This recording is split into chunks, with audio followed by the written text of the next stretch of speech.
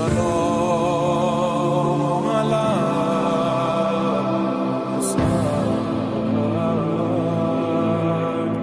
مدینہ سے مدینہ تک 7ویں فصل احوال حضرت مسلم بن عقیل علیہ السلام۔ حضرت ابو طالب کے جناب فاطمہ بنت اسد سے 4 بیٹے تھے جن کا ایک دوسرے سے 10 سال کا فاصلہ ہے، جن کی تفصیل یہ ہے: جناب طالب، جناب عقیل، جناب جعفر طیار اور جناب علی ابن ابی طالب علیہ السلام۔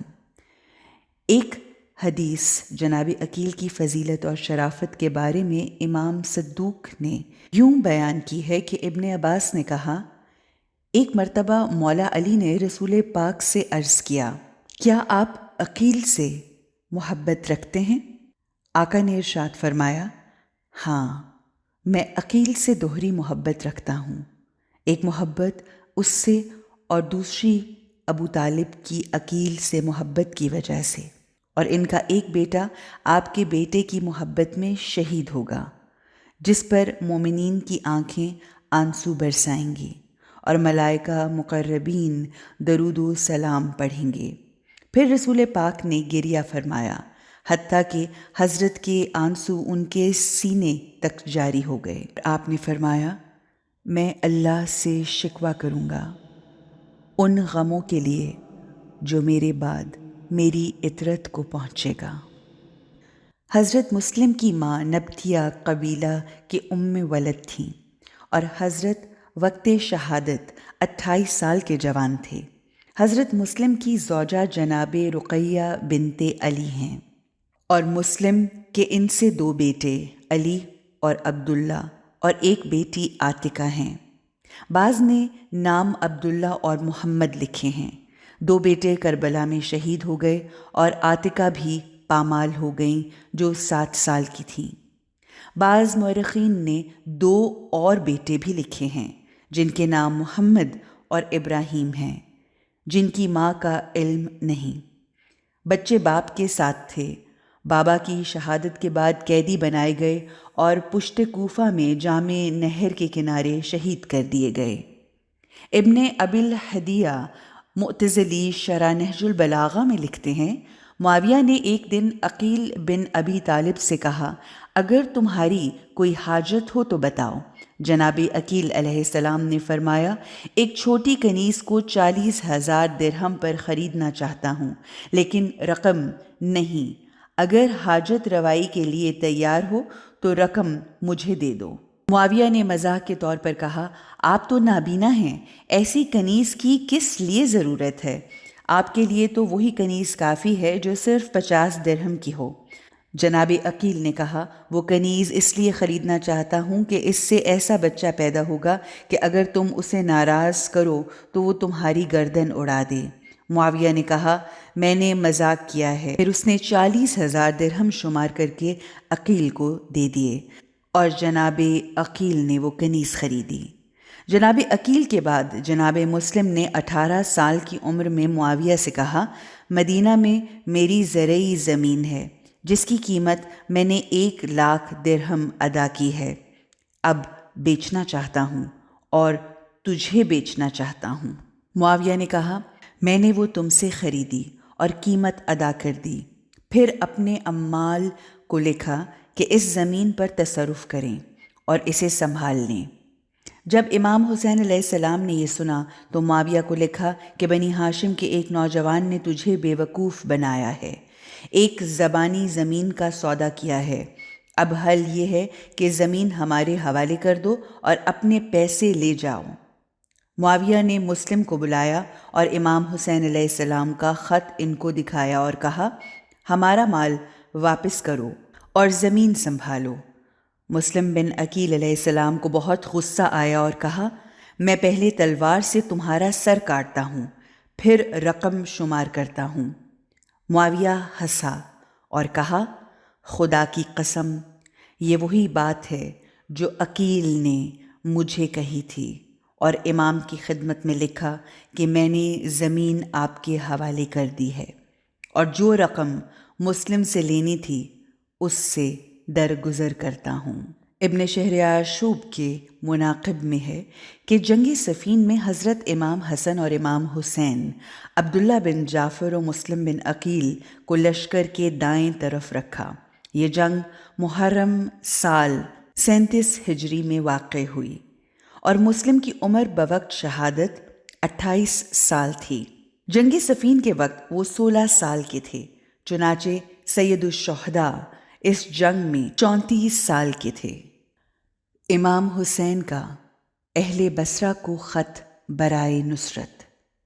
پہلے ذکر ہوا ہے کہ حضرت امام حسین علیہ السلام نے کوفیوں کے بار بار خطوط آنے کی وجہ سے جناب مسلم کو اپنا سفیر اور وکیل بنا کر بھیجا اور ہانی بن ہانی اور سعید بن عبداللہ کے ہاتھ خطوط بھی روانہ کیے، اور امام نے فرمایا قیس بن مسہر سیداوی، عمارہ بن عبداللہ السلولی، عبد الرحمن بن عبداللہ الارجعی کو مسلم بن عقیل کے ہمراہ روانہ کیا۔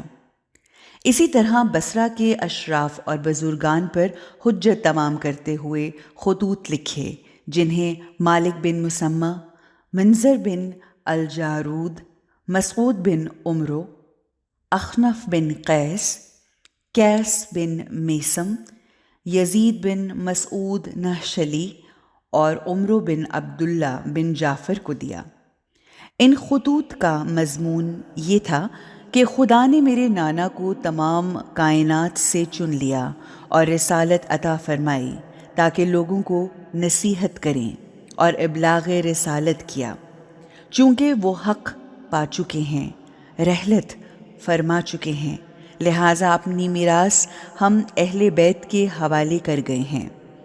ایک قوم نے ہمارا حق غصب کیا، ہمارے ہاتھ سے امور چھین لیے، اور ہم اس لیے خاموش ہو کر بیٹھ گئے ہیں تاکہ فتنہ کھڑا نہ ہو جائے اور خون نہ بہے۔ اب تمہیں خط لکھا ہے اور تمہیں خدا اور اس کے رسول کی طرف بلاتا ہوں، کیونکہ اب شریعت سنت کو برباد کر دیا ہے اور بدعات زندہ کر دی ہیں۔ اگر میری دعوت قبول کرتے ہو اور میرے امر کی اطاعت کرتے ہو تو میں تمہیں گمراہی کے راستے سے نکال باہر کروں گا اور راہ راست کی طرف ہدایت کروں گا۔ پھر خط سلیمان، جن کی کنیت ابو زرین تھی، کو دیا اور اسے بصرہ روانہ کیا۔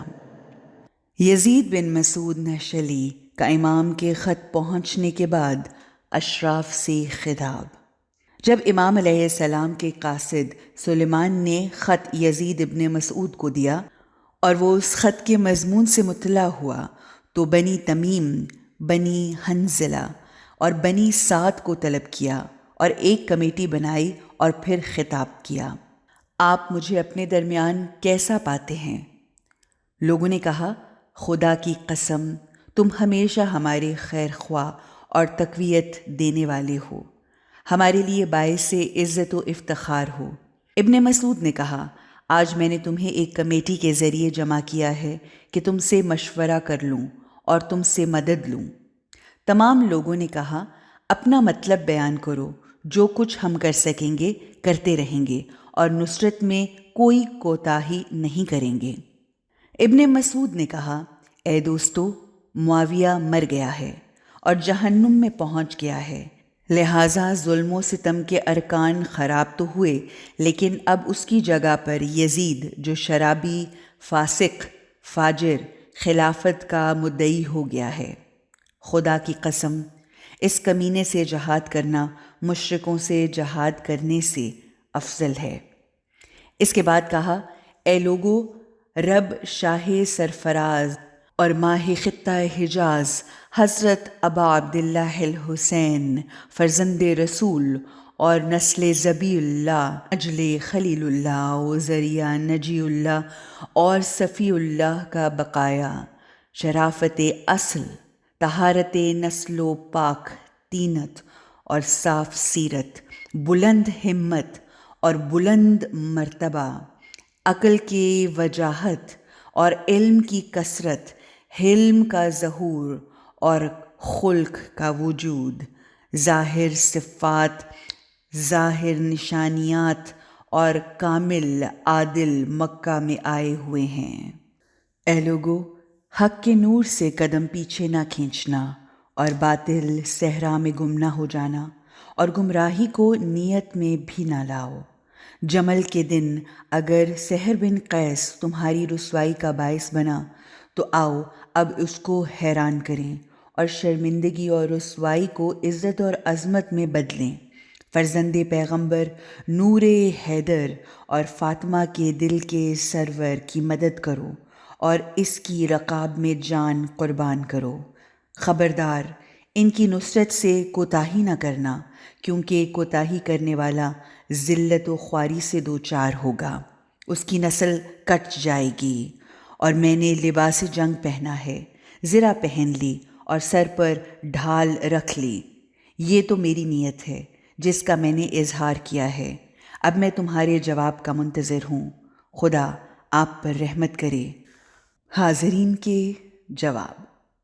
سب سے پہلے بنو حنظلہ نے کلام کی ابتدا کی اور کہا، اے ہمارے قوم کے بزرگ اور جماعت کے سردار اور اے حکومت کی پناہ، ہم قدم بقدم تیرے ساتھ ہیں۔ اگر ہمیں کمان دے دو تو تیر نشانے پر لگیں گے، اگر جنگ کا حکم کرو تو آپ کی مکمل نصرت کریں گے۔ جیسے دریا کو آگ لگائے تو واپس آئیں گے اور بلاؤں کا تم پر سیلاب آ جائے تو بھی روگردانی نہیں کریں گے، بلکہ اپنی تلواروں سے تیری مدد کو آئیں گے اور اپنی جان اور تن کو تیری ڈھال بنا دیں گے۔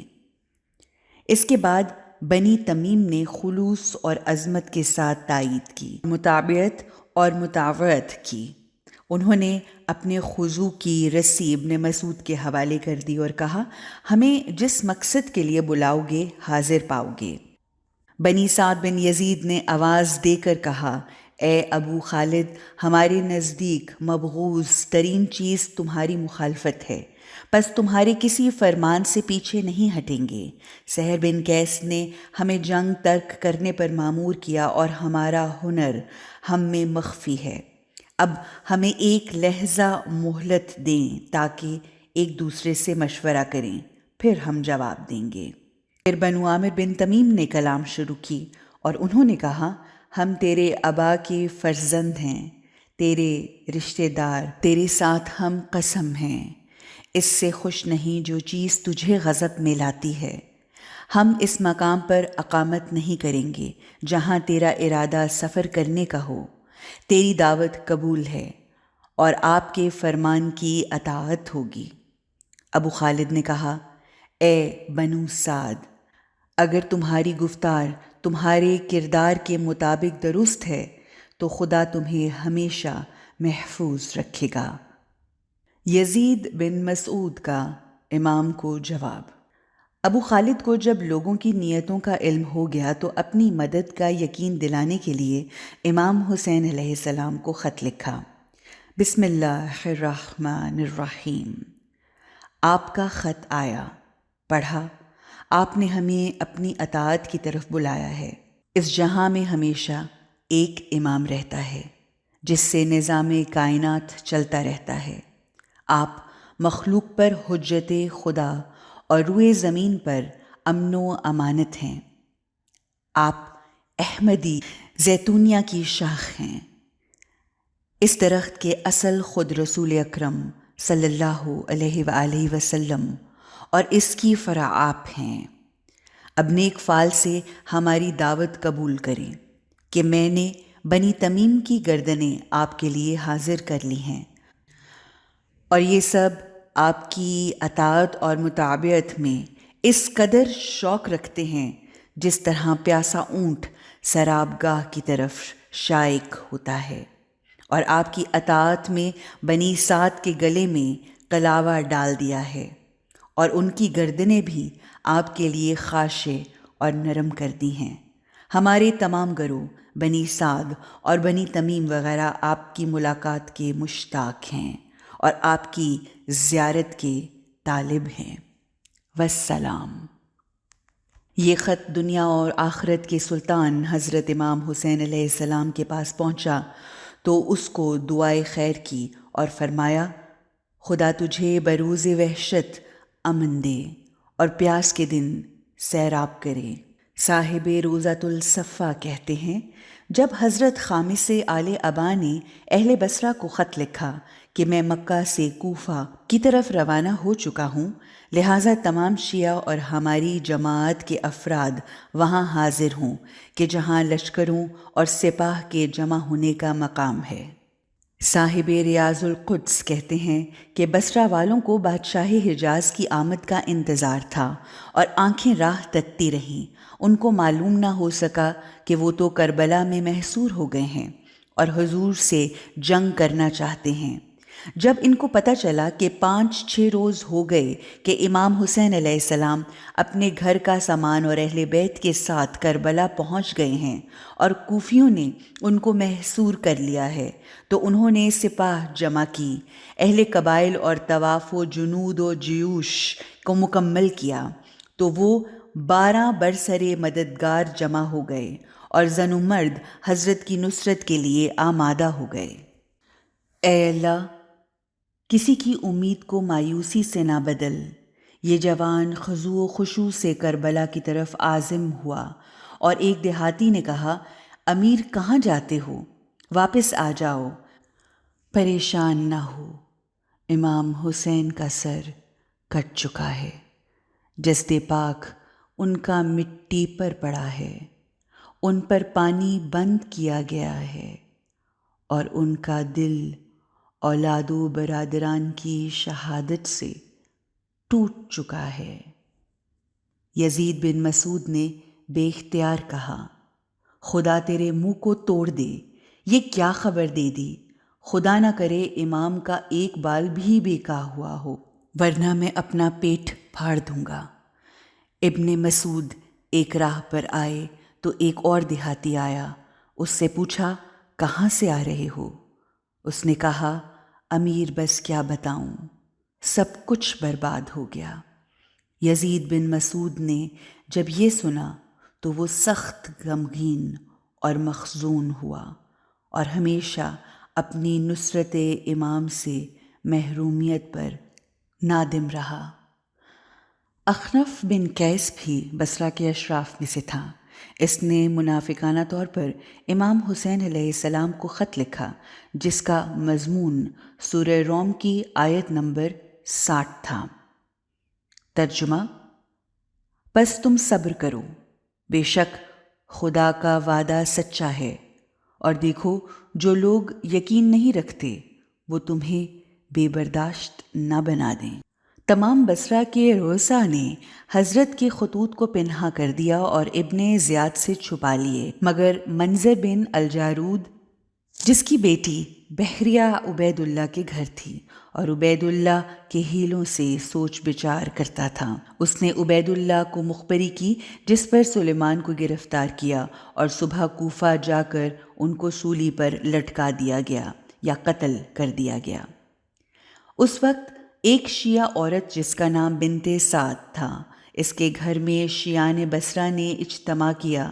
ان لوگوں میں سے ایک شخص مسمى یزید بن ثبیت جس کے 10 بیٹے تھے، نے امام حسین علیہ السلام کی خدمت میں جانے کا مصمم ارادہ کر لیا اور یہاں اجتماع میں اپنے ارادے کا اعلان کیا۔ لوگوں نے کہا، عبید اللہ ابن زیاد نے راستوں پر گماشتے لگا دیے ہیں، ان کی وجہ سے تمہارے بارے میں خائف ہیں۔ اس شخص نے کہا، جب راہ پر روانہ ہو جاؤں تو مجھے کوئی روک نہیں سکتا۔ وہ اپنے دونوں بیٹوں عبداللہ اور عبید اللہ کے ساتھ جنوب مکہ میں امام حسین علیہ السلام کے پاس پہنچ گئے تو یہ اپنے بیٹوں کے ساتھ شہید ہو گیا۔ 8ویں فصل، حضرت مسلم بن عقیل کی کوفہ روانگی۔ جب غداروں اور مکار کوفیوں نے متواتر خطوط بھیجے، کبھی ایک دن میں 600 خطوط بھیجے، تمام کا مضمون یہی تھا کہ ہمارا امام نہیں اور بنی امیہ کے ظلم و ستم سے تنگ آ گئے ہیں، آپ سے گزارش ہے کہ ہم پر احسان کریں اور کوفہ آئیں تاکہ ہم سے بنی امیہ کا ظلم و ستم دور ہو جائے۔ حضرت ہمیشہ کوفہ روانگی کی تاخیر کرتے رہے، حتیٰ کہ بقول بعض مورخین 12,000 کے قریب خطوط کی تعداد پہنچ گئی۔ حضرت نے تمام خطوط کو تھیلے میں ڈالا اور محفوظ کر لیا تاکہ کوئی سوال کرے کہ کوفہ کیوں آئے ہو تو اس کو دکھا سکیں کہ یہ کوفہ میں میری آمد کے اسباب ہیں اور یہ خطوط بدعا کے ثبوت کے لیے ہیں۔ بہر صورت جب ان غداروں کا اسرار بڑھتا چلا گیا اور حد سے تجاوز کرنے لگا تو ارباب وفا کے قبلہ امام نے جناب مسلم بن عقیل کو بلایا اور فرمایا، اے چچا زاد کہ اس راہ میں اس قدر ہمت کو بلند رکھو کہ شہادت کو واضح دیکھو۔ چنانچہ آپ کے چہرے کی بشاشت سے معلوم ہوتا ہے کہ شہادت تمہارا مقدر ہے۔ گریہ سے حضرت کا گلا بھر گیا، پھر مسلم کو آگے کیا اور گلے ملے۔ دونوں نے ایک دوسرے کے گلے میں باہیں ڈال دیں اور گلے لگ کر امام حسین علیہ السلام اور مسلم بن عقیل بہت روئے۔ دونوں ایسے روئے کہ جیسے بہار کے بادل کی برسات ہو۔ حضرت کے اصحاب اور دیگر لوگ اس رونے سے بہت متاثر ہوئے اور وہ سب رونے لگے اور ماحول بڑا دکھی اور غمگین سا ہو گیا۔ امام حسین علیہ السلام اور مسلم بن عقیل کی ملاقات۔ جب امام عالی مقام نے جناب مسلم کو کوفہ جانے کا حکم دیا تو مسلم امام کی خدمت اقدس سے نکل کر ایک طرف بیٹھ گئے اور بہار کے بادل کے برسنے کی طرح زار و قطار رونا شروع کیا اور بے قراری کا اظہار کیا گیا تو کہا گیا کہ اے عالی عقیل کی روشن پیشانی کیوں کر آنسو بہا رہے ہو؟ انہوں نے فرمایا، میں پیغمبر صلی اللہ علیہ وآلہ وسلم کی آنکھوں کے نور اور فاطمہ زہرا کے دل کے سرور امام حسین سے جدائی پر رو رہا ہوں کہ کافی عرصہ سے ان کے زیر تربیت ہوں اور آپ علیہ السلام سے محبت کے راستے پر ہی جا رہا ہوں، لیکن یہ خوف لاحق ہے کہ شاید پھر امام حسین علیہ السلام کی زیارت نہ کر سکوں۔ بالآخر سفر کا سامان اکٹھا کیا اور وداع کے لیے آل عقیل اور اہل و عیال کے گھر آئے۔ تمام کو دیکھا اور ان سے خدا حافظ کہا۔ دوسری مرتبہ پھر وداع کے لیے گھر آئے اور خود کو امام حسین علیہ السلام کے قدموں میں ڈال دیا اور حسرت کے طور پر حضرت کے پاؤں چومے، جس طرح جبرائیل نے حضرت کے پاؤں پر بوسہ دیا اور ہاتھوں کو چومتے تھے، یا جیسے پیغمبر خدا اور فاطمۃ الزہرا سلام اللہ علیہا آپ کو بوسہ دیتے تھے، اس طرح انہوں نے بوسہ دیا اور عرض کیا، آقا جان، آپ کے فرمان کے مطابق وداع کرتا ہوں، مجھے معذور سمجھیں، میں چاہتا ہوں کہ آپ کے جمال سے کامل توشہ حاصل کر لوں۔ امام روئے اور مسلم سے بہت پیار کیا اور دعائے خیر فرمائی۔ مسلم خدمت امام سے رخصت ہوئے، آستانہ کا بوسہ دیا اور روتی آنکھوں سے رکاب میں پاؤں رکھا۔ آپ مدینہ کی طرف اور وہاں سے کوفہ کی طرف عازم سفر ہوئے۔ آل عقیل کے جوانوں نے الوداع کیا، پھر مسلم نے ان کو نہ دیکھا اور نہ انہوں نے مسلم کو دیکھا۔ مدینہ کے راستے، کوفہ روانگی۔ جب مسلم امام حسین علیہ السلام سے اجازت مانگی اور امام عالی مقام کی نیابت کے لیے عازم سفر ہوئے اور کوفیوں کے 3 قاصدوں امارہ، عبد الرحمن اور قیس حکم امام سے ان کے ہمراہ روانہ ہوئے اور مسلم اور ساتھیوں کو مدینہ سے کوفہ جانا تھا۔ جب مدینہ پہنچے تو رسول اللہ کی مسجد میں نماز پڑھی اور قبر مطہر کی زیارت کی، پھر گھر آئے اور اپنے اہل بیت اور دوسروں سے وداع کیا اور باہر آ گئے۔ شیخ مفید ارشاد میں لکھتے ہیں، مسلم نے 2 شخصوں کو رہنمائی و راستہ دکھانے کے لیے اپنے ساتھ لگایا اور ان کو اجرت دی اور کوفہ کی طرف سفر شروع کیا۔ وہ شخص جو رہنما تھے وہ راستہ بھی بھٹک گئے اور غلط راہ پر جا نکلے اور چلتے رہے۔ جب بہت مسافت طے کی جس میں پانی تھا نہ سایہ، تو ان پر شدید تشنگی غالب ہو گئی کہ وہ چلنے سے رک گئے۔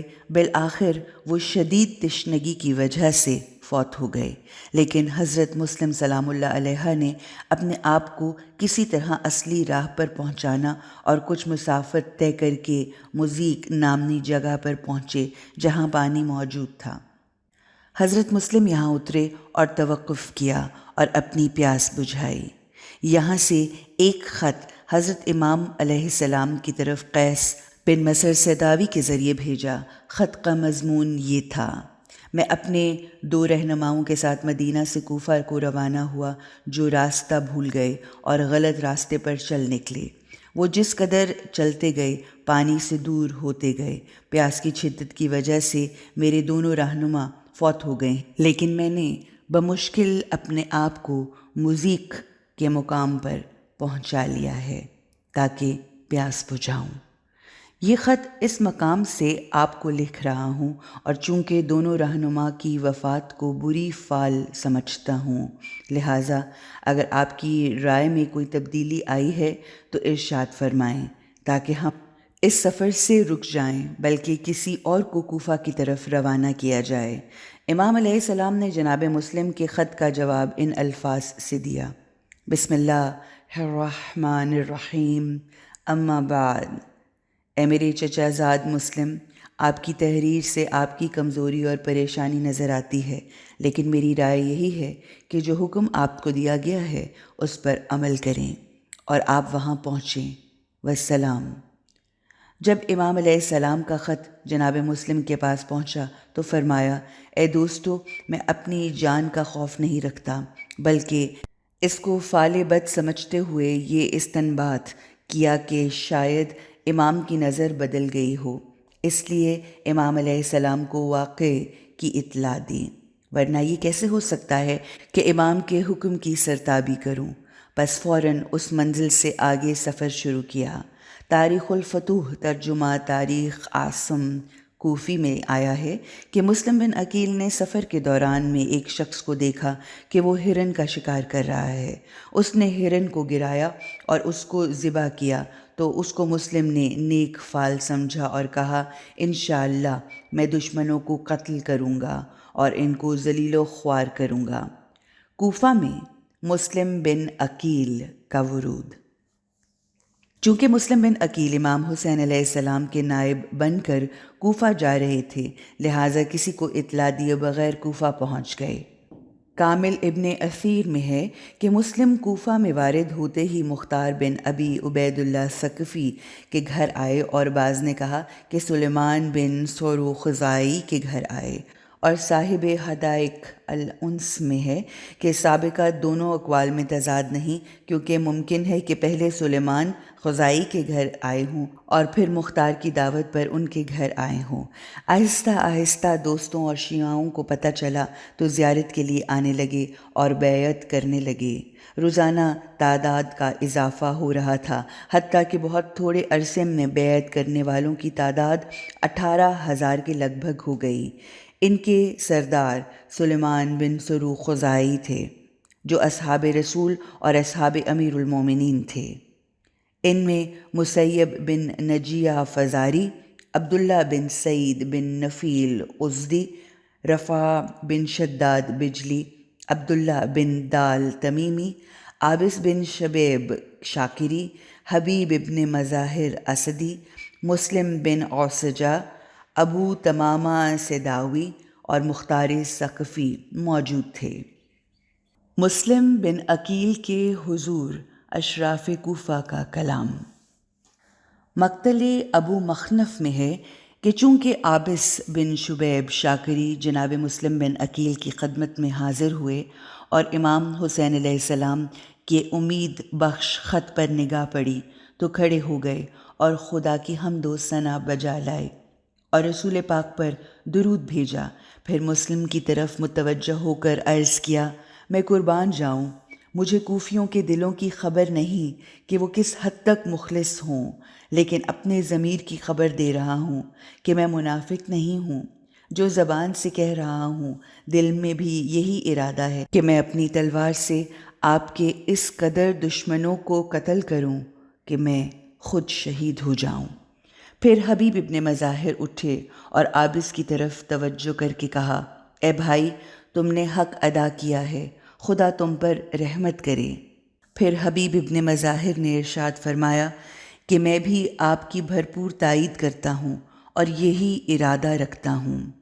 بس اہل کوفہ گروہ در گروہ اور دستہ در دستہ آتے تھے اور جناب مسلم بن عقیل کی بیعت کرتے اور اتباع کا اظہار کرتے، اور جب واپس جاتے تو ہر شخص اپنی استطاعت کے مطابق ہدایہ اور تحفے وغیرہ حضرت کے پاس بھجواتا تھا، لیکن آپ کسی تحفہ کو، ہدیہ کو قبول نہ کرتے اور کسی سے کھانا بھی نہ کھاتے، بلکہ اپنے مال سے اپنا کھانا کھاتے۔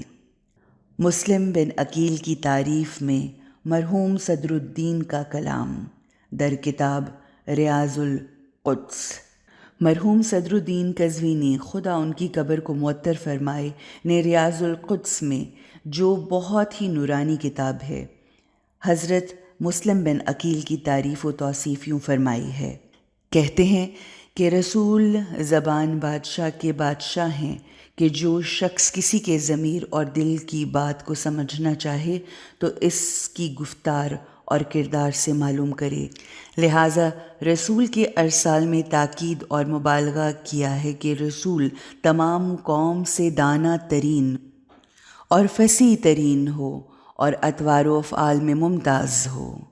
ان بیانات سے حضرت مسلم بن عقیل کی قدر کی جلالت اور عظمت ظاہر ہوتی ہے کہ دنیا اور آخرت کے بادشاہ نے اپنے اقربا سے اپنی سفارت، نیابت، وکالت اور رسالت کے لیے اپنے بھائی مسلم کو بھیجا ہے، کیونکہ مسلم دینداری میں مسلم تھے اور تقویٰ و پرہیزگاری میں ان کا ایک نام تھا، اور حضرت نے ان کو اپنا نائب بنا کر چند تعریفیں ان سے مختص کر دیں کہ وہ حسین کے مصف، امین، برادر حسین، حسین کے چچا زاد، عالم، عادل، فاضل، عامل، داماد علی تھے، اور جناب رقیہ خاتون ان کی زوجہ تھیں۔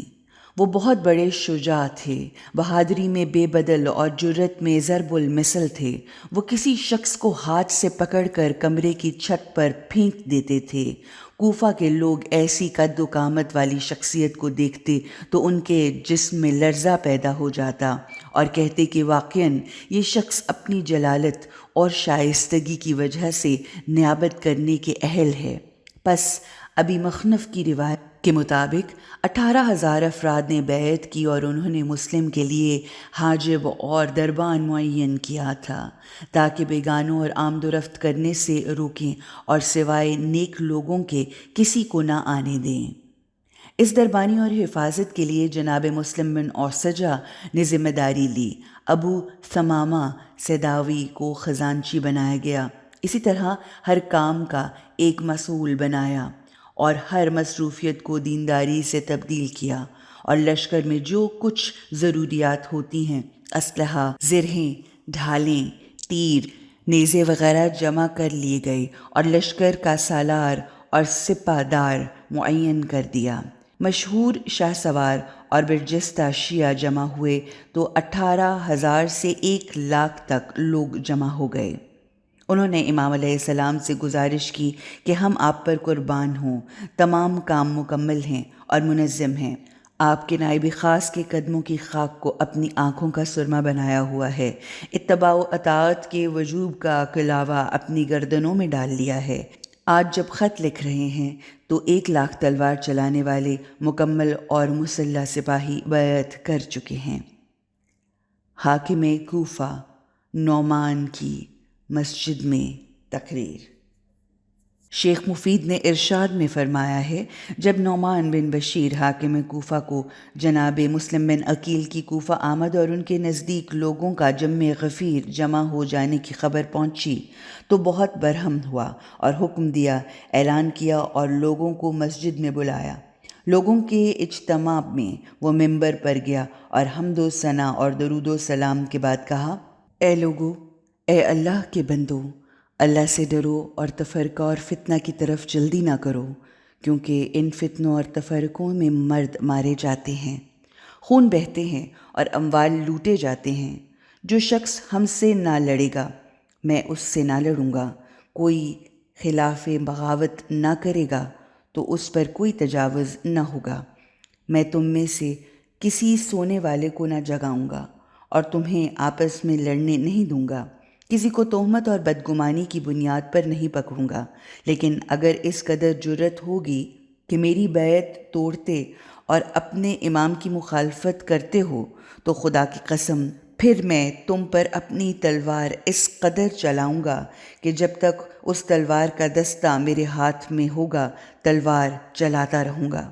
اگر تمہارے درمیان میرا کوئی حامی نہیں تو ان لوگوں سے امیدوار ہوں جو حق و حقیقت کو پہچانتے ہیں، اور ان میں سے بیشتر باطل کی پیروی سے ہلاک ہو گئے۔ پس عبداللہ بن مسلم بن ربیعہ حزمی جو بنی امیہ کا حامی تھا، اس نے نعمان سے کہا، یہ تیری تقریر بہت کمزور ہے، تمہیں کیا خبر کہ کوفہ میں کیا شور و غل برپا ہے؟ ایسی آگ لگی ہوئی ہے کہ جس کے انگارے پھیل جائیں گے۔ نعمان نے کہا، اگر اطاعت خدا میں مستضعفین سے ہوں تو معصیت میں قوی اور غالب ہونے سے پسند کرتا ہوں۔ یہ کہہ کر وہ ممبر سے اتر آیا اور لوگ چلے گئے۔ عبداللہ بن مسلم نے ایک خط یزید کو لکھا، اس میں مسلم بن عقیل کی کوفہ آمد، لوگوں کا ہزاروں کی تعداد میں ان کی بیعت کرنا اور نعمان کی سستی اور کمزوری کو درج کیا کہ اگر تمہیں کوفہ کی ضرورت ہے تو کسی کامل سفاک حکمران کی ضرورت ہے جو شہر کو دشمن کے گزن سے محفوظ کر سکے۔ اور اسی مضمون پر مشتمل دوسرا خط عمر ابن سعد نے یزید کو لکھا، اور اسی طرح کئی لوگوں نے خطوط لکھے اور اسے کوفہ کے حالات بتائے۔ یزید کوفہ کے حالات سے آگاہ ہونے کے بعد اور مسلم کے کوفہ میں ورود کی اطلاع ملنے پر سخت پریشان تھا۔ معاویہ کا غلام سرحون یزید کو بہت محبوب تھا۔ اس سے مشورہ کیا کہ اب کیا کروں کہ کوفہ کے ان بھپھرے حالات میں حسین بن علی کوفہ جا رہے ہیں، اور اپنے جانے سے پہلے مسلم نے اپنے نائب کو بھیجا ہے اور کافی تعداد میں لوگوں نے بیعت کر لی ہے، اور دوسری بات یہ ہے کہ کوفہ کا حاکم نعمان بن بشیر دشمن کا قلعہ کما کرنے میں ناکام ہے، تو اب ان حالات میں کیا کروں؟ سرحون کی عبید اللہ ابن زیاد سے دوستی تھی۔ اس نے کہا، اگر آپ اپنے باپ کے عہد نامے کو دیکھیں تو آپ کو یقین ہو جائے گا کہ عبید اللہ ابن زیاد کو کوفہ کا حاکم بنا دیں۔ وہ واحد شخص ہے جو ان مشکل حالات میں کارآمد ہو سکے اور کنٹرول کر سکے۔ یزید نے معاویہ والا عہد نامہ نکال کر دیکھا تو اس میں لکھا تھا کہ کوفہ اور بصرہ کو ابن زیاد کی حکومت اور تصرف میں رکھنا، کیونکہ اس کے علاوہ ان دو شہروں پر کنٹرول کر کے حکومت کرنا صرف اسی کا کام ہے۔ یزید کا قرآن کو پارا پارا کرنا۔ یزید نے فوراً مسلم بن عمرو باہلی کو بلایا اور ان دو شہروں کی حکومت کا کنٹرول ابن زیاد کے پاس ہونا لکھا، اور اس میں یہ لکھا، اے فرزند زیاد، مجھے اپنے دوستوں نے کوفہ سے خبر دی ہے کہ فرزند عقیل علیہ السلام کوفہ میں بیعت لے رہے ہیں۔ اس نے حزب اور لشکر بنائے ہیں۔ مسلمان کے عصا کے ٹوٹنے سے پہلے بہت جلدی کوفہ پہنچو اور مسلم کو گرفتار کرو اور قتل کر دو یا شہر بدر کر دو۔ ایسی مصیبت اس کے سر پر ڈالو کہ پھر کبھی کوفہ آنے کا نام تک نہ لے۔ والسلام۔ جب یہ خط ابن زیاد کے ہاتھوں میں پہنچا تو اسی وقت کوفہ کی طرف روانگی اور کوفہ کو فوری کنٹرول کا نقشہ بنا لیا، اور دوسرے دن بصرہ سے کوفہ کی طرف روانہ ہو گیا۔ بعض تاریخوں میں ہے کہ یزید نے شام سے ایک لشکر ابن زیاد کی نصرت کے لیے کوفہ بھیجا، اور لشکر بھیجتے وقت قرآن سے استخارہ کیا تو سورہ ابراہیم کی آیت نمبر 15 آئی، جس کا ترجمہ ہے، اسم و واضح میں ہر ایک فتح چاہتا ہے لیکن رسوائی ظالم جابر کی ہوتی ہے۔ دوسری مرتبہ استخارہ کیا، پھر وہی آیت نکلی، اور تیسری مرتبہ استخارہ کیا تو بھی وہی آیت نکلی۔ تو اس ولد الزنا نے قرآن کو ٹکڑے ٹکڑے کر دیا اور کہا، اے قرآن، جب تو روز محشر آیا تو میری شکایت کرنا کہ مجھے یزید نے ٹکڑے ٹکڑے کر دیا ہے۔ ابن زیاد کا بصرہ سے کوفہ کی طرف سفر۔ جب یزید نے بصرہ و کوفہ کی حکومتیں ابن زیاد کے حوالے کر دیں اور مسلم بن عقیل کے قتل کا حکم جاری کر دیا تو اس نے کوفہ جانے سے پہلے بصرہ کو نظم و نسق دیا۔ دوسری طرف اشراف بصرہ جو محب اہل بیت تھے، جن کے درمیان خط و کتابت جاری تھی، ان تمام خطوط کو انہوں نے چھپا لیا، لیکن منظر بن جاروت جس کی لڑکی بحریہ ابن زیاد کے گھر میں تھی، وہ ظالم خون بہانے کا سوچ رہا تھا کہ بحریہ اس ڈر سے کہ خون خرابہ زیادہ نہ ہو، امام کا وہ خط لائی جو اس کے پاس تھا اور وہ سلیمان لایا تھا۔ اس ملعون نے سلیمان کو گرفتار کیا اور رات کو سولی پر لٹکا دیا اور صبح سویرے کوفہ کی طرف چلا گیا۔ بہر صورت جب مسلم بن عمرو باہلی کا باپ بصرہ میں آیا تو کوفہ کی امارت کا عہد اور یزید ابن زیاد کے نام خط دیا اور سفر کا حکم دیا اور منبر پر گیا اور یہ خطبہ پڑھا۔ یہ خطبہ قمقام زخار میں موجود ہے۔ اما بعد، مجھے ان آوازوں سے نجات نہیں دے سکتے اور کوئی شخص میری دشمنی اور مقابلہ پر ثبات نہیں کر سکتا کہ میں اپنے دشمنوں کے ذوق پر زہر قاتل ہوں۔ یزید نے مجھے کوفہ کی حکومت دی ہے اور عثمان نے اپنے بھائی کو تمہارے اوپر اپنا نائب مقرر کیا ہے۔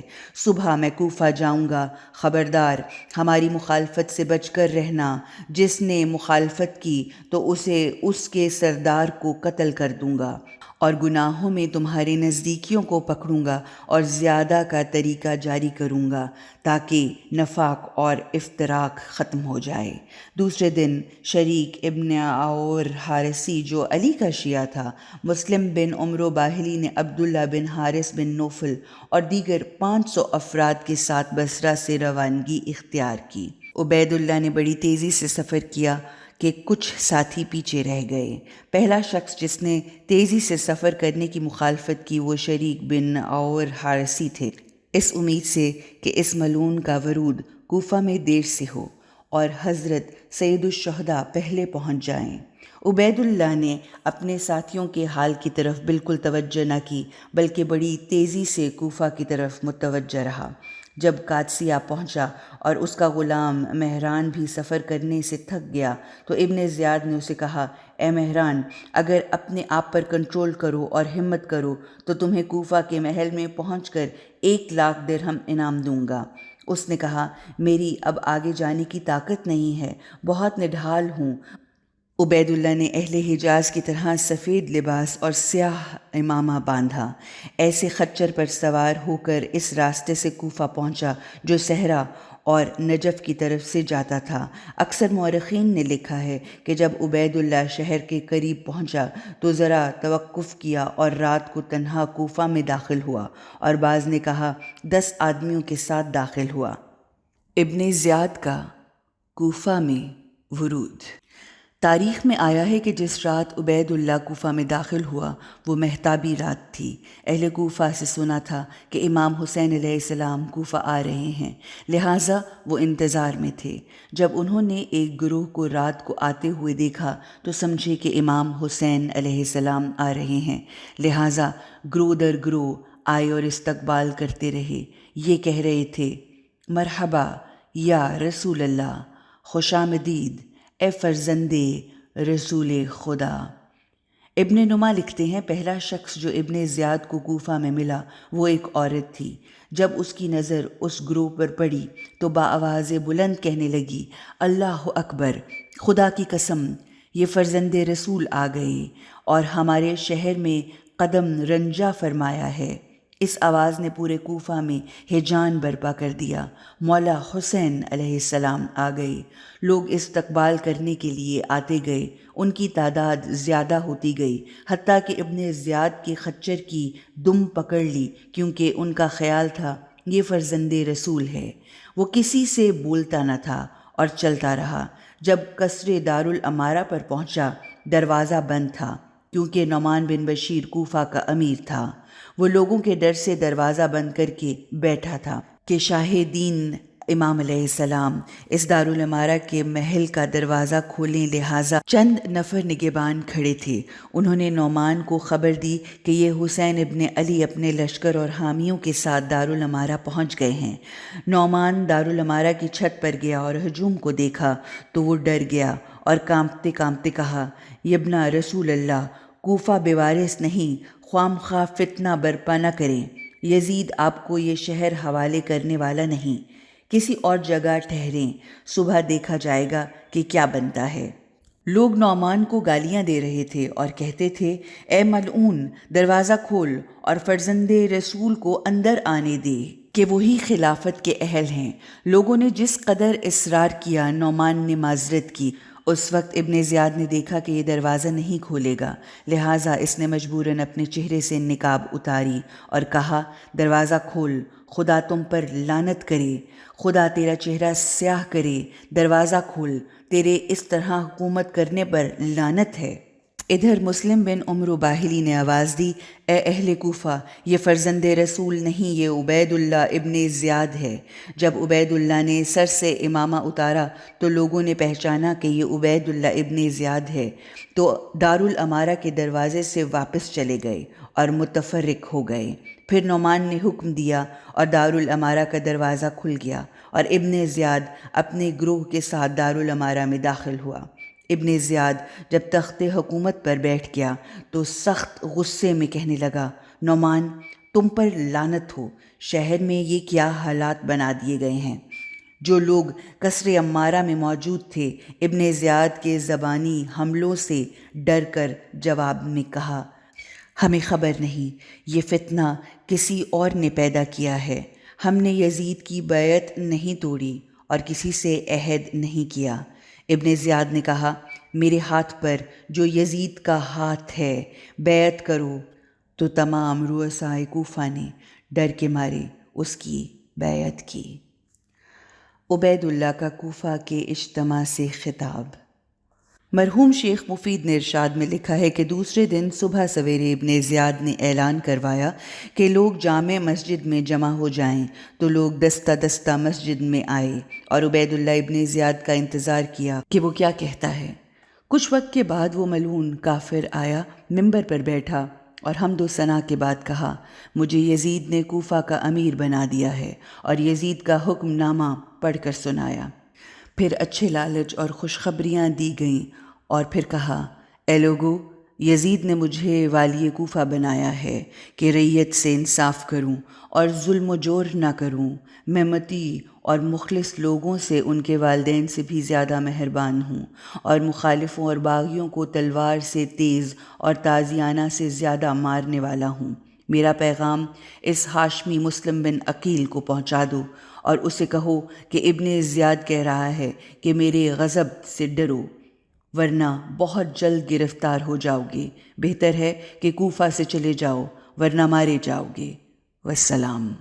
پھر محل میں چلا گیا اور کوفہ کے تمام رؤساء اور امراء کو بلایا اور ان پر سختی کرتے ہوئے کہا، ہر قوم کے فعال کارکنوں اور مخالفین خارجیوں کے نام لکھیں اور ان کو پکڑ کر میرے پاس لائیں تو وہ بری ہوگا، اور اگر ان کے نام لکھ کر نہ دو تو پھر ضمانت دو کہ کوئی مخالفت نہ کرے گا، اور اگر تم نے ان کو چھپایا اور مخفی کیا تو ان کو سولی پر لٹکاؤں گا اور اپنی عطا سے محروم کروں گا۔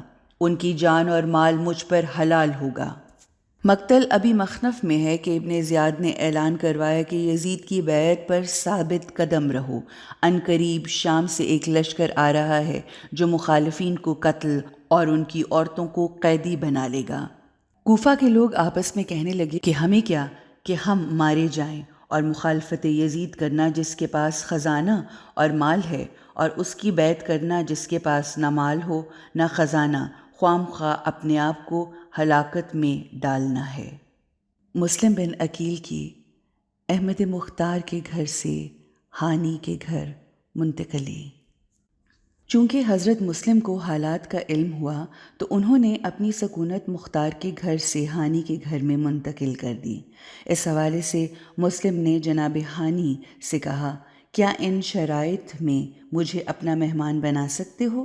ہانی نے کہا، آپ نے بہت سخت کام ذمہ لگایا، اگر میری منزل میں وارد نہ ہو چکے ہوتے تو میں معذرت کرتا، لیکن آپ جیسے بزرگوں کو مجھ جیسا شخص انکار نہیں کر سکتا، لہٰذا بڑے سکون اور سلامتی سے میرے گھر رہیے۔ پس مسلم ہانی کے گھر میں پوشیدہ ہو گئے۔ کوفہ کے شیعہ ان کے پاس آتے جاتے تھے۔ اس وقت 25,000 آدمی بیعت کر چکے تھے۔ مسلم نے قیام کا ارادہ کیا، لیکن ہانی نے کہا جلدی نہ کرو، بہتر ہے۔ چند دنوں کے بعد غلام موکل کو ابن زیاد نے کہا یہ 3000 درہم ہیں، کسی شیعہ کو تلاش کرو، اس کے سامنے اپنے آپ کو شیعہ ظاہر کرو اور اس کو یہ رقم دو کہ یہ رقم لو اور دشمنان دین کی جنگ میں میری مدد قبول کرو۔ جب یوں کرو گے تو وہ تم سے کچھ نہ چھپائے گا، اور بہت زیادہ کوشش کر کے مسلم کی تلاش کرو کہ وہ کہاں ہیں اور ان کے ساتھی کون ہیں۔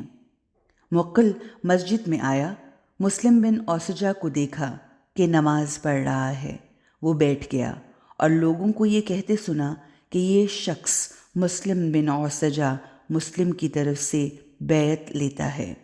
جب مسلم نماز سے فارغ ہوئے تو موکل نے کہا میں شامی شخص ہوں اور اہل بیت کا دوست اور ذوالقلع حمیری کے موالیوں میں سے ہوں، اور پھر کہا میں مسافر ہوں، اگر مجھے زیارت کروا دیں اس شخص کی جو میرے مولا حسین کی بیعت لے رہا ہے، کیونکہ میں نے لوگوں سے سنا ہے کہ آپ کو ان سے آشنائی ہے۔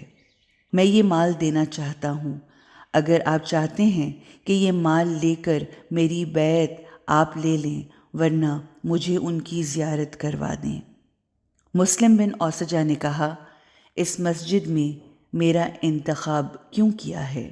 مجھے اپنا ہمراز کیسے پایا ہے؟ موکل نے کہا خیر کے آثار اور فلاح کے اظہار اور رشد کے انوار آپ کے چہرے میں دیکھے تو میں نے خیال کیا کہ آپ محبان اہل بیت میں سے ہیں۔ مسلم بن اوسجہ چونکہ سادہ طبیعت کے تھے، لہٰذا اس سے کہا تیرا گمان غلط نہ تھا، میں محب اہل بیت ہوں، میرا نام مسلم بن اوسجہ ہے۔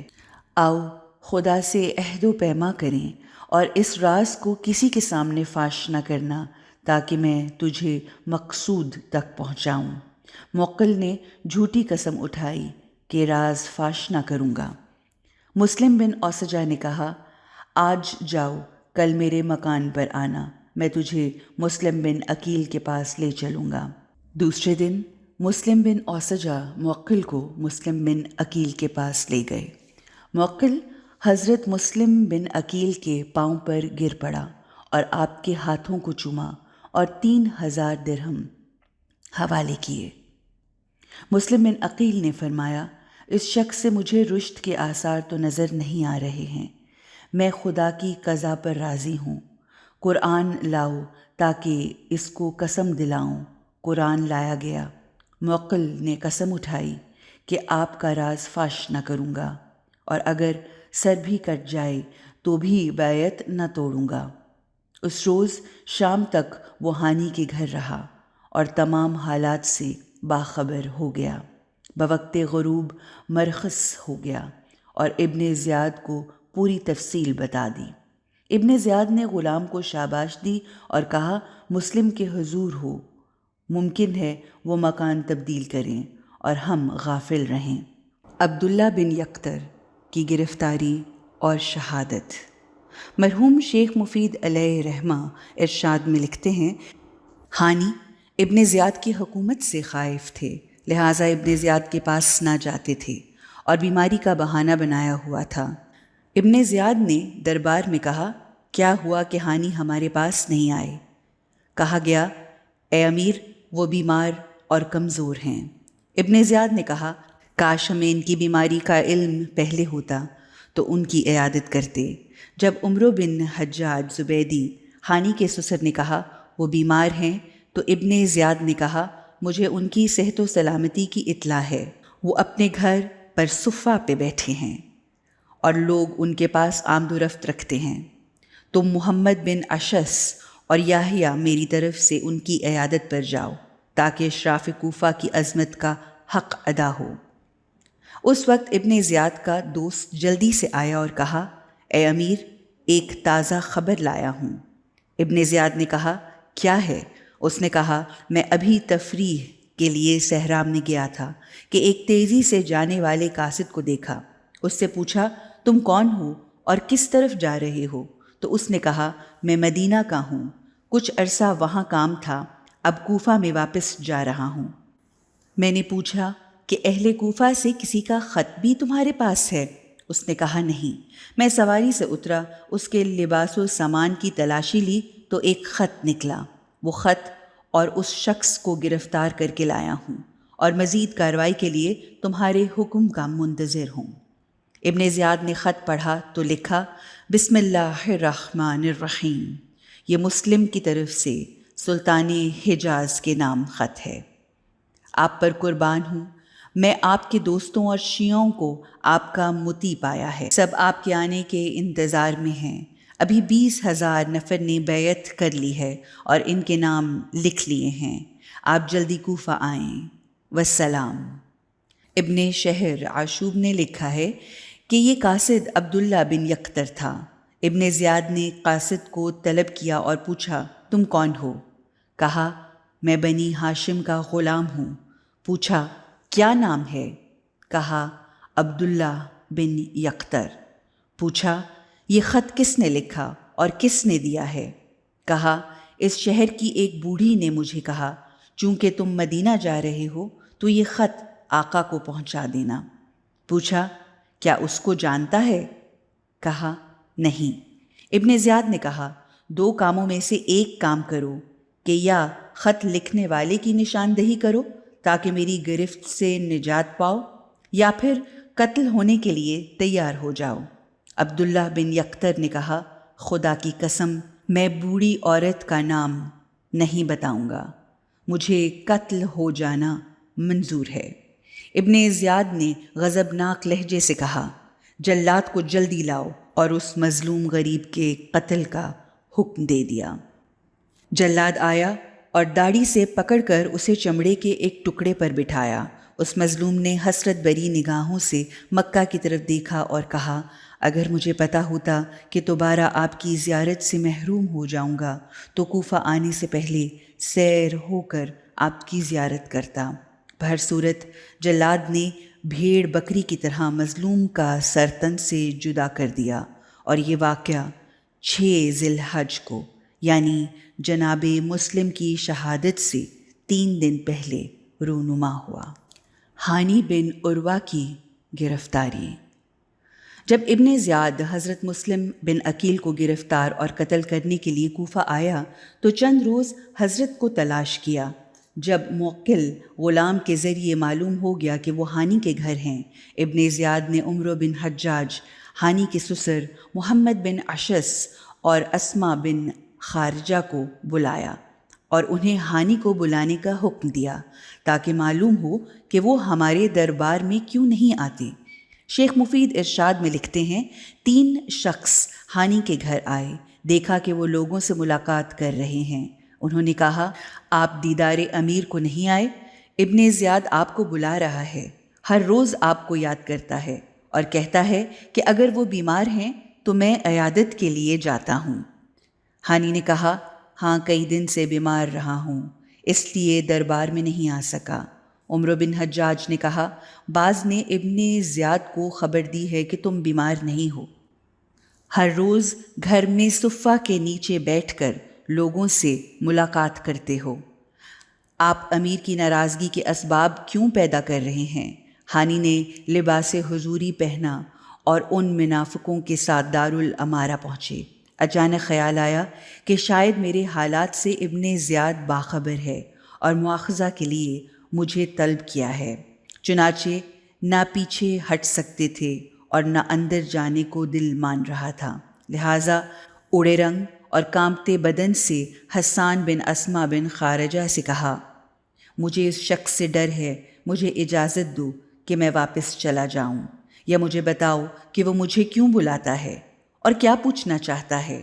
حسان بن اسما بن خارجہ نے کہا چچا جان مجھے کوئی خطرہ محسوس نہیں ہوتا، دل سے ایسے خیالات نکال دیں، آپ کی جان اور عزت محفوظ ہے۔ البتہ حسان کو تمام امور کی اطلاع نہ تھی اور موکل کے ذریعے جو اطلاعات ابن زیاد کو پہنچ چکی تھیں وہ ان سے بے خبر تھا۔ ہانی نے ذرا سکون محسوس کیا اور تقدیر الہی کو قبول کرتے ہوئے اپنے ساتھیوں کے ساتھ دربار میں پہنچے۔ مجلس ابن زیاد آراستہ تھی اور اکابرین و ارکان کوفہ سے پر تھی۔ جب ابن زیاد نے ہانی کو دیکھا تو کہا، تجھے اپنے 2 پاؤں لے آئے ہیں۔ ہانی نے اس کلام سے بہت برا گمان کیا۔ ابن زیاد نے قاضی شرع سے کہا، میں اس کی زندگی چاہتا ہوں اور یہ مجھے قتل کرنا چاہتا ہے۔ ہانی نے کہا، اے امیر، یہ کیا کہہ رہے ہو؟ میں نے کون سی خیانت کی ہے؟ ابن زیاد نے کہا، یہ جو فتنہ ہے جو تو نے اپنے گھر میں برپا کر رکھا ہے، مسلم بن عقیل کو اپنے گھر میں مہمان بنایا ہے اور پناہ دے رکھی ہے، اور لوگوں سے حسین علیہ السلام کی بیعت لے رہے ہو، اسلحہ اور لشکر جمع کر رہے ہو، کیا تم خیال کرتے ہو مجھے کچھ خبر نہیں؟ ہانی نے اس کے علاوہ کوئی چارہ نہ سمجھا، اس لیے کہا، جو تو کہہ رہا ہے اس کی مجھے خبر نہیں، میں نے یہ کام کیے ہیں اور نہ مسلم میرے گھر میں ہیں۔ ابن زیاد غضبناک ہوا اور کہا، موکل غلام کو حاضر کرو۔ جب ہانی نے موکل کو دیکھا تو سمجھ گئے کہ تمام فتنہ برپا کرنے والا یہی ہے۔ ابن زیاد نے کہا، کیا تو اسے جانتا ہے؟ ہانی نے سر نیچے کر لیا اور اپنے ہاتھوں کو دیکھنے لگے، پھر سر بلند کیا اور کہا، اے امیر، میری بات کو غور سے سنو اور قبول کرو۔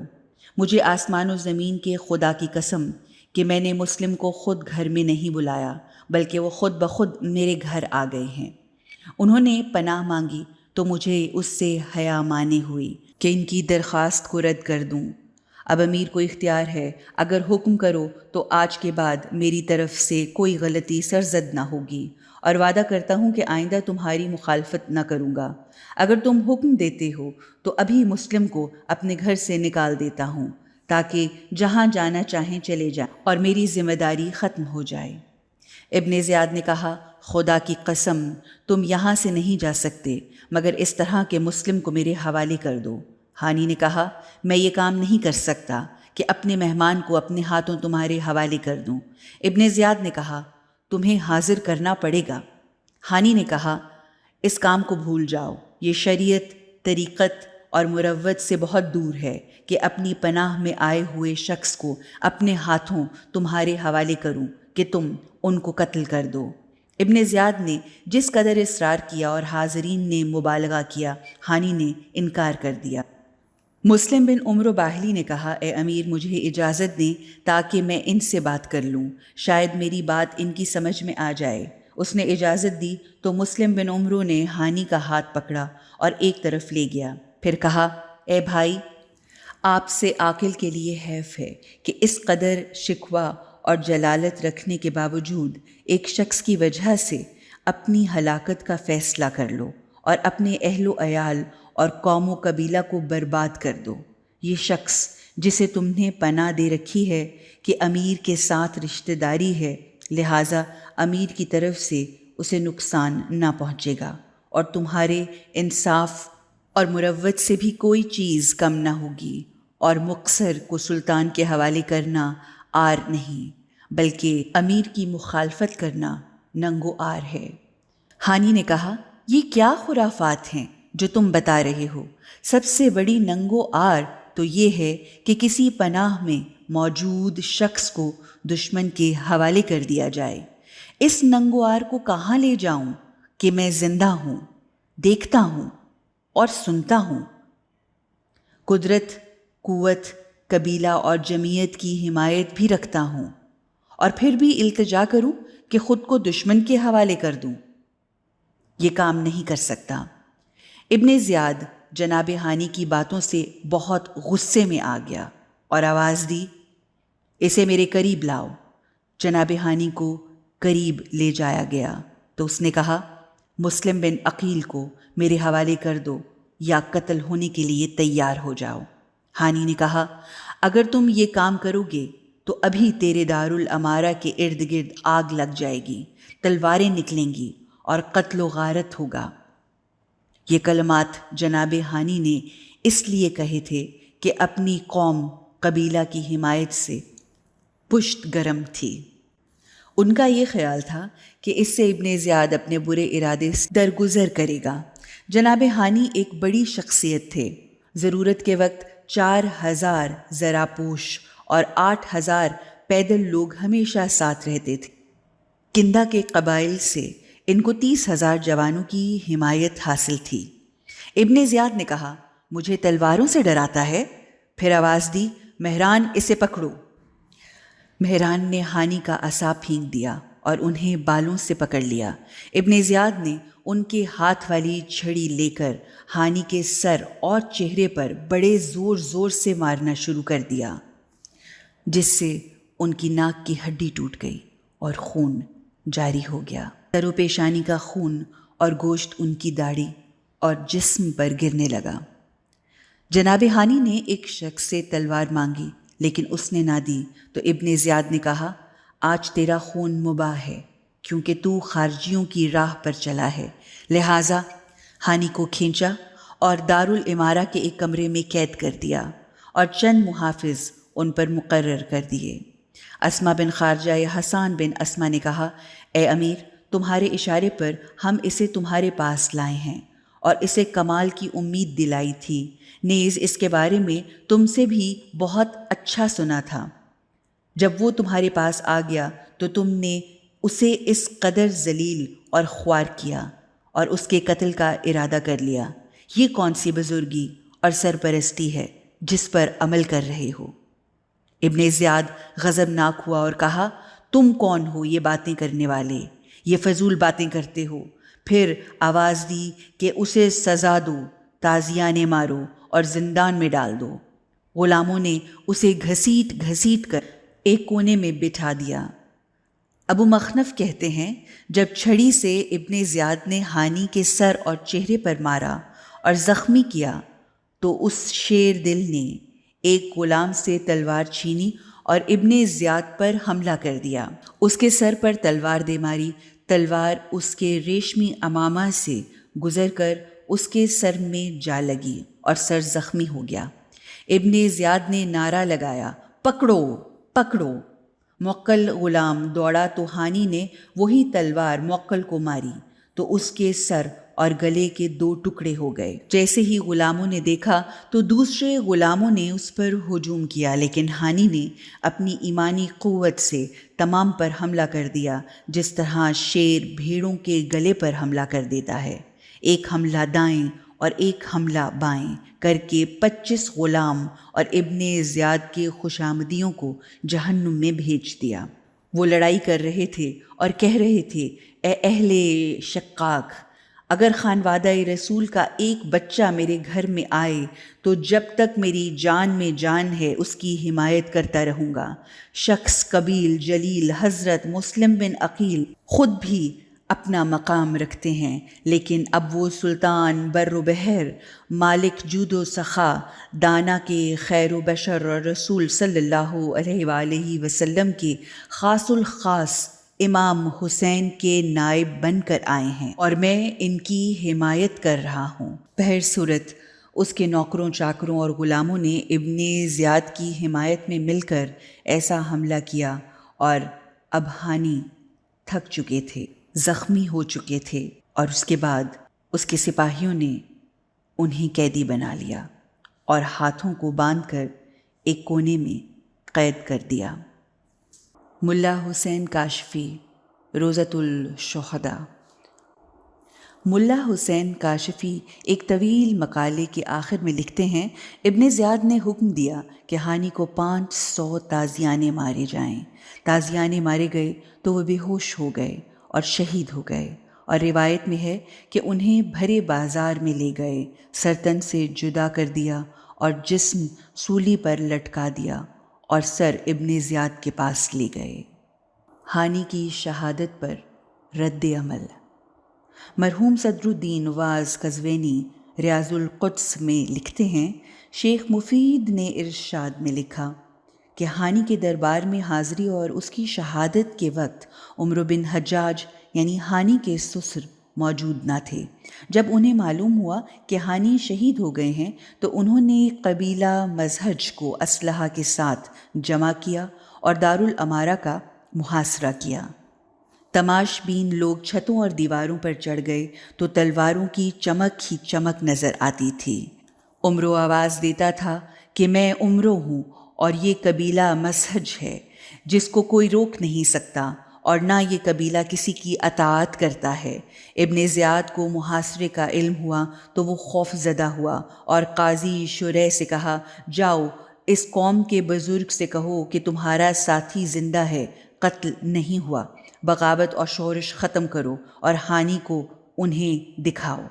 شریح ہانی کے پاس آیا اور دیکھا کہ وہ تڑپ رہا ہے اور کہہ رہا تھا، الامان، کہاں ہیں اقوام اہل دین اور امین کہاں ہیں؟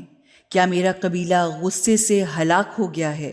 ہانی یہ بین کر رہا تھا جبکہ سر اور چہرے سے خون جاری تھا، تو اس حالت میں جناب ہانی کو چھت پر نہ لے جا سکا بلکہ خود چھت پر گیا۔ کہنے لگا، اے لوگو، آشوب اور فتنہ برپا نہ کرو، ہانی زندہ ہے، امیر نے تمہارے غم کو سمجھ لیا ہے اور محاصرے کا سن لیا ہے۔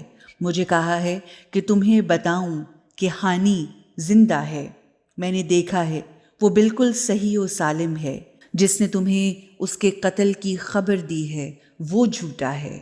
لوگوں نے قاضی شریح کی باتوں پر یقین کیا اور عمرو بن حجاج نے کہا، خدا کا شکر ہے کہ وہ زندہ ہے۔